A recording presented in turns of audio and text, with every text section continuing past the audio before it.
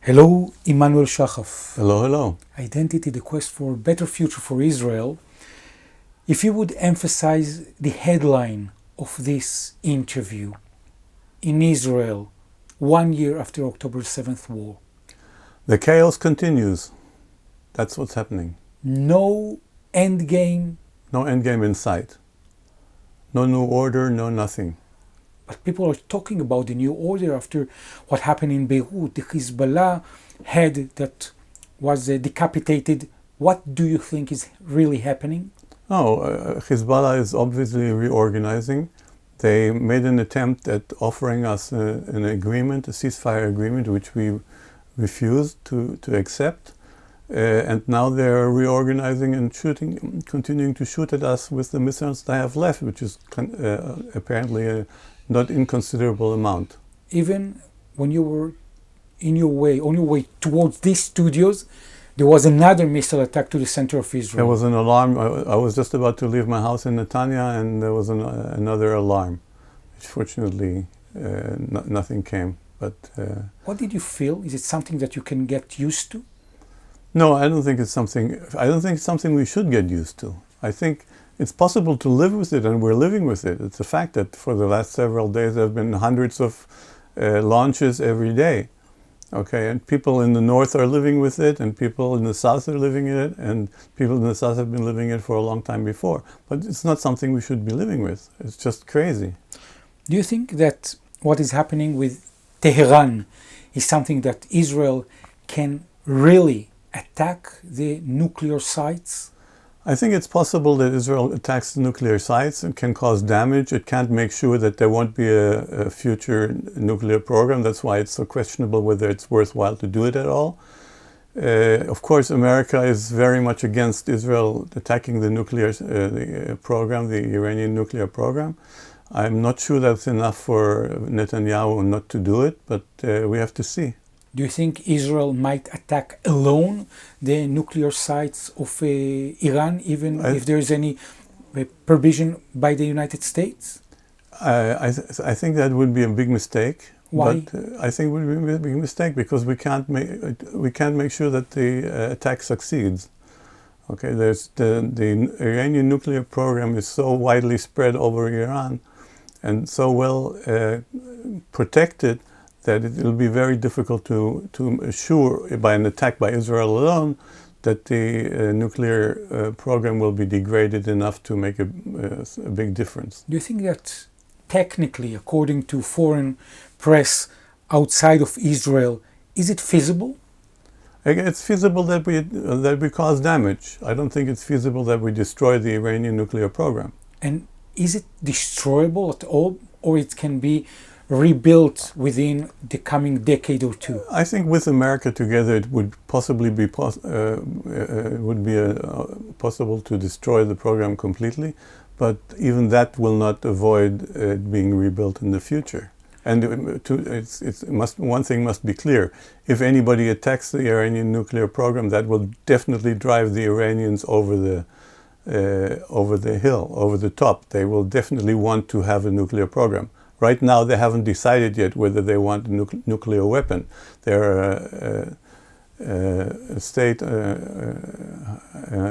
which is about to go over the edge, but it's not clear that they have a weapon or are going to build a weapon. So basically, you're saying that even trying to attack the nuclear sites, that will obviously make them want even much harder to create the first bomb. Absolutely.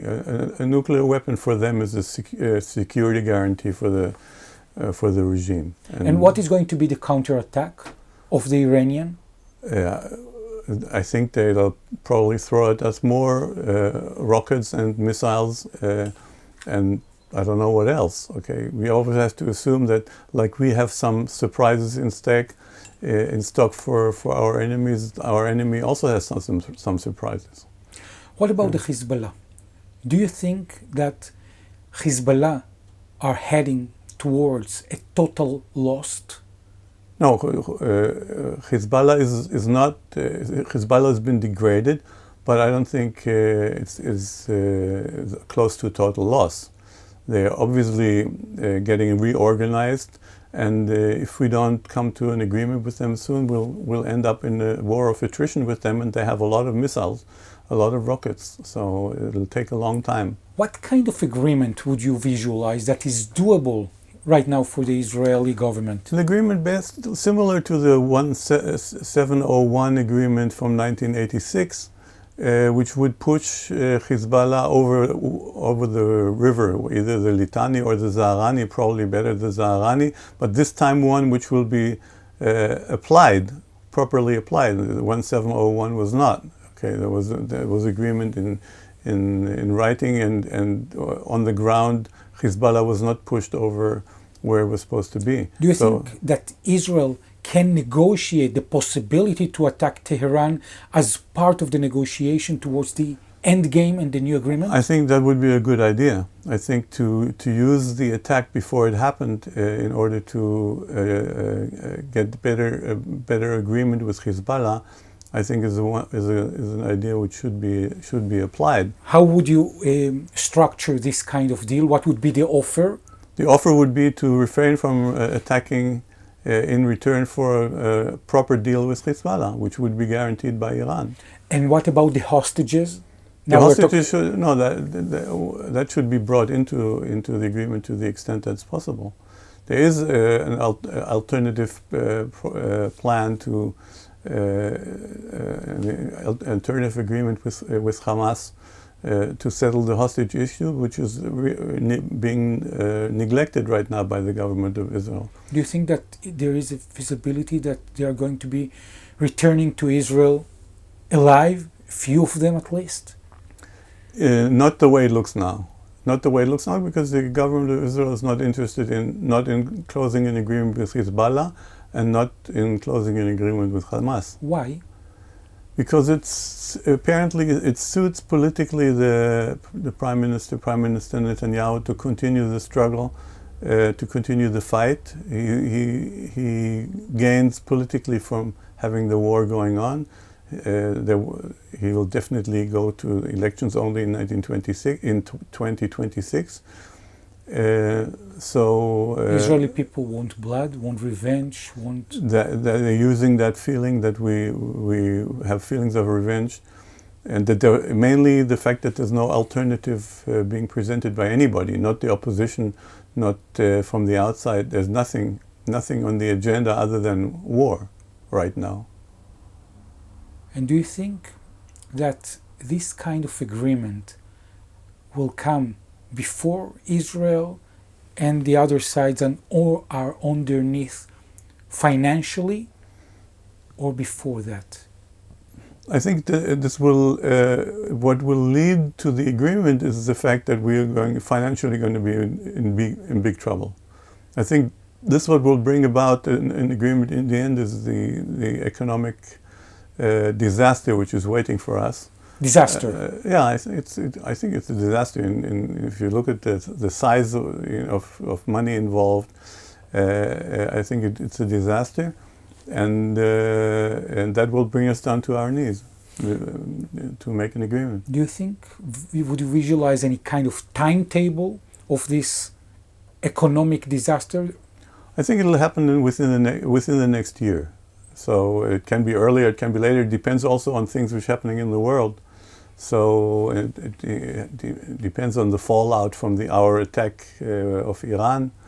If we attack, there are so many unknowns involved. That's part of the chaos, the fact that we have absolutely no idea what's going to happen. And if people will tell you, hey, Israel has no other possibility, the same way that the United States at the end of World War II attacked Japan with atomic bomb, there is no possibility to leave them with any pride, with anything, just have it over. What would you answer them? That's definitely not true. Okay. Why? Well, first of all, if we would have attempted it, okay, you could say we tried this, we tried that, we tried that. We didn't. Okay, we didn't. We're on a war path, and nobody's going to tell us now to get off that war path. And we feel that we're winning, and because we're winning, let's continue to win until our enemy is on his knees. like we did with Hamas. That didn't prevent us from continuing the war nevertheless. Okay, so we are on the warpath, and until somebody stops us, either the economy or the U.S. or the election, or the election in the U.S. or the action in Israel, we're going to continue. Sorry to say. So you're not visualizing, as you began, you're seeing a chaos that continues. You're not seeing any structure, any strategy that leads. Not for the time being. The chaos is going to continue. Unless the chaos is part of the strategy. Vague strategy that no one really knows what Israel wants. Chaos cannot be part of a strategy. Chaos can be used for a strategy, but it cannot be by itself because you can't control it. There's no way to control the chaos. So it can be used and abused, and it is very likely going to be abused by the Netanyahu government to make changes to Israel's democracy, and so on and so forth. But we're going to have to wait and see.